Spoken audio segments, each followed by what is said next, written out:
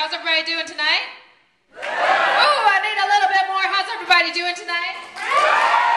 Yeah, okay, cool. So I'm a spoken word artist, which my mom's joke is always like, you know, it's not only Asian people who don't know what you do, American people don't know what you do either. But basically what it is, what I do is I do performance poetry. So I have 3 poems for you guys tonight, if that's all right?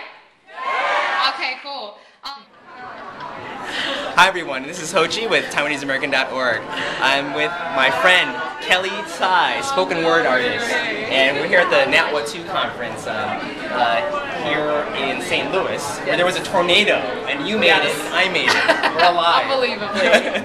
Super crazy, so here we are. Yes. I'm really happy to catch up with you, and really I just wanted to just see what's up with your life right now. What's going on with all the spoken word? Yeah, well, I mean, things are really, really good. I've been touring a lot this spring, so I've been all over from East Coast, West Coast, you know, Midwest, South, everywhere.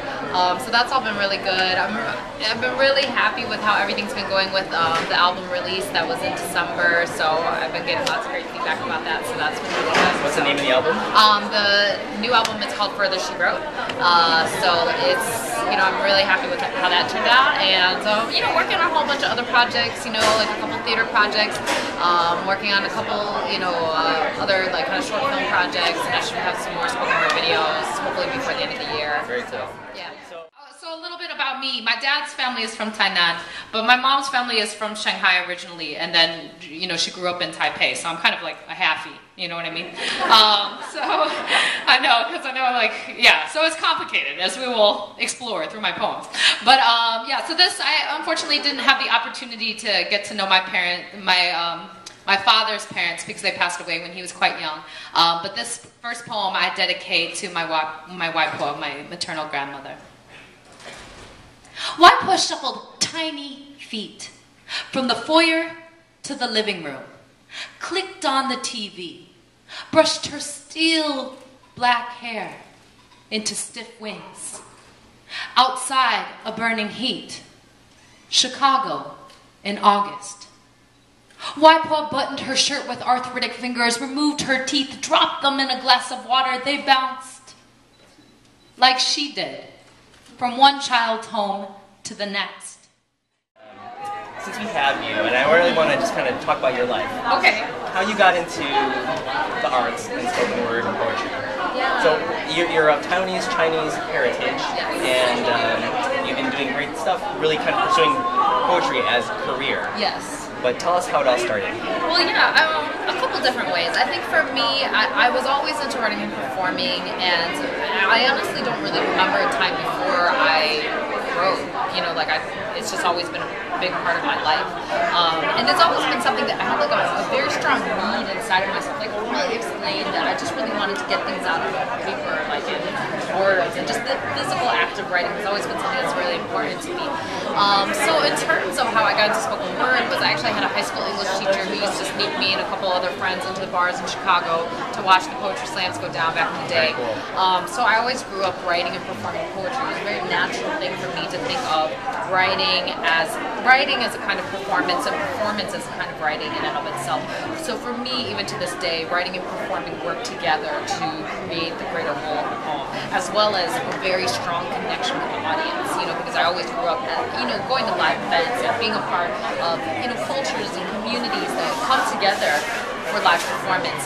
So I just, you know, I started doing it in high school, and, you know, I wanted to try to quit it a bunch of times because I went through the whole, like, you know, should I be doing something more important with my life? Is this what I'm really passionate about? And, you know, I really found that poetry was something that kept returning back to me, and I found that I really could achieve a lot of my interests in social justice and connecting with communities through my art as a spoken word artist. So about 7 years ago, I transitioned to doing spoken word full time, and, you know, by the grace of like a lot of communities, really wonderfully supportive, and, you know, just having opportunities to, you know, work like in TV and theater, you know, I feel very, very, very blessed to take what's a pretty humble art form and be able to elevate it and bring it to the world. Jinghua in Chicago, Suhua in DC, Dading in Cincinnati, Weihua in San Francisco, Dai and Dazhou in Taipei.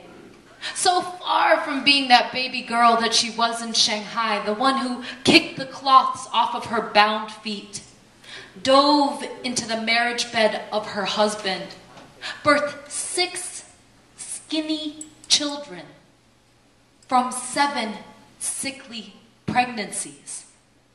Children born to survive every war, running first from the Japanese, then from the communists, exiled to live in Taiwan, where Waipo rolled out dumpling dough into thin-skinned flats, cupped each square in her palm, made every dumpling precious, another flower blooming, its weight anchored in the center of her hand. She'd smear its pocket with meat, twist its hot clothes, and repeat until it was enough to feed 6 children, 1 husband, 1 sister, 1 brother-in-law, and eventually herself. What did your parents think when you told them you wanted to do this for a living? Well, you know, actually the first time, my parents always knew I was a little different. They always knew I was a little different, and, they really wanted me, sometimes people think that ask me if I had, like, hippie parents or something like that. I did not have hippie parents. I'm very traditional, although they would like to think that they were very modern, and really let me do, whatever I want, but, not so. Like, I have very, traditional, Asian parents. So actually, the first time they freaked out was when I was in college. I really thought I wanted to do social work, and I really remember that moment that I told them, because they were driving me back from Champaign-Urbana. There was all this stuff in the backseat of the car, and then I was like, I think I know what I want to do with my life. I want to be a social worker. And I feel like the car almost literally stopped, and then the yelling ensued. So I would say that marked the beginning of probably about 10 years of fighting, quite honestly, about everything. A lot of good inspirational source of material, I'm sure. Yeah, and I think it was a learning process, and it really forced myself to ask, how important is this to me? And I really found that it meant the world to me. So as much as I love my parents, and I know that they wanted the best for me, I know I really had to go out there and I had to pursue my dreams, and I had to take that risk. And I had to take that risk not only in the world, but I had to take that risk with them, which was very difficult because, how do they know to trust me to move into a field that barely even exists, in the world in general. So it was a leap of faith, and I'm glad, everything's worked out really beautifully. And I think we've come to a point now where everybody's cool with it, but, we're talking like much, much later. So for people who are trying to pursue their dreams, I just really feel like you have to be the one that believes in yourself first. And then hopefully everyone else will come along. And those are excellent words to end with. So all of you out there, make sure you follow your dreams, know what your passions are, make a difference in the world. My fellow sister, Tsai, Kelly Tsai, see you later. Thanks for checking out TaiwaneseAmerican.org. We'll see you later.